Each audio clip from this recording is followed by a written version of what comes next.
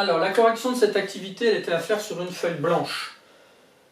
Donc, soit tu ne tenais surtout pas compte de ton quadrillage sur ton cahier, soit le mieux, c'est de prendre un petit bout de feuille blanche, tout simple, hein, pas forcément de papier à dessin, ça peut être une feuille d'imprimante, mais pas une feuille entière, hein, c'est pas la peine de gaspiller du papier.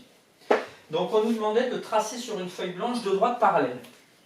Donc, deux droites parallèles, il faut déjà commencer par une. Hein. Ça, c'est facile. Donc, voilà une première droite.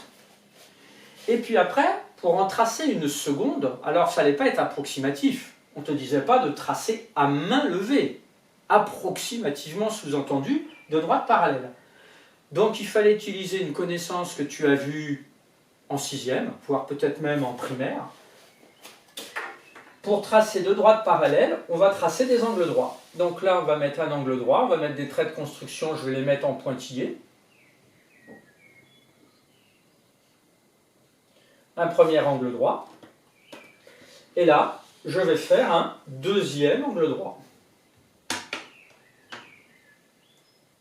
Et on se rappelle que quand une droite est perpendiculaire à deux autres, alors elles sont parallèles entre elles.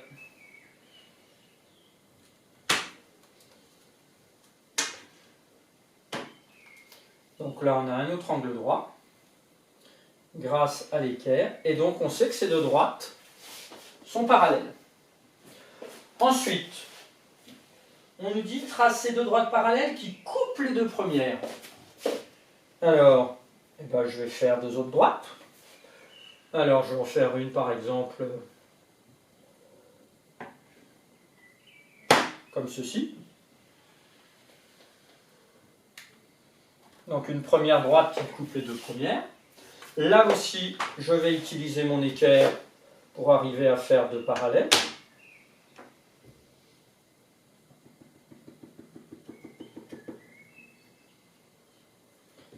Ici.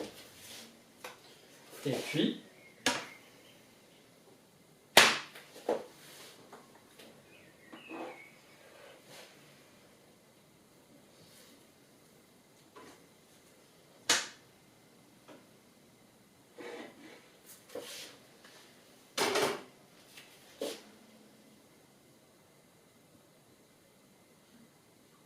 je laisse mes traits de construction pour indiquer que ces deux droites ici sont parallèles entre elles et que ces deux droites-là sont parallèles entre elles.